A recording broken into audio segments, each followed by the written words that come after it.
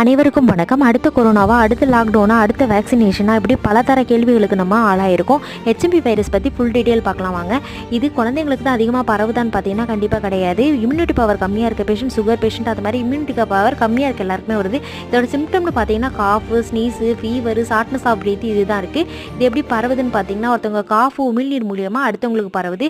இதை நம்ம எப்படி ப்ரிவென்ட் பண்ணிக்கலாம்னு பார்த்தீங்கன்னா சோசியல் டிஸ்டன்ஸாக ஒருத்தவங்கள்ட்ட இருந்து ஒருத்தவங்க பழகும்போது சமூக இடைவெளியோடு பழகிறது இந்த நோயில் இருந்து நம்மளை தற்காத்து கொள்கிறதுக்கு மிக முக்கியமான அவசியமாக இருக்குது. இந்த சோசியல் டிஸ்டன்ஸ் வந்து நம்மளை இந்த நோயிலிருந்து நம்மளை பாதுகாக்கிறதுக்கு மிக முக்கியமான ஒன்றாக இருக்குது. இதுக்கான ட்ரீட்மெண்ட்னு பார்த்தீங்கன்னா ஸ்பெசிஃபிக் ட்ரீட்மெண்ட் இல்லை, இதுக்கு சிம்டமேட்டிக் ட்ரீட்மெண்ட் தான் தருவாங்க.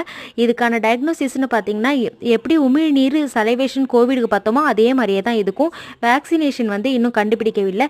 இதோட வீரியத்தன்மை கம்மியாக இருக்கிறதுனால பொதுமக்கள் யாரும் அச்சப்பட வேணாம். தமிழகத்தில் இன்னும் அதிக பரவல் இல்லாததுனால யாரும் பயப்பட வேணாம். Thank you friends.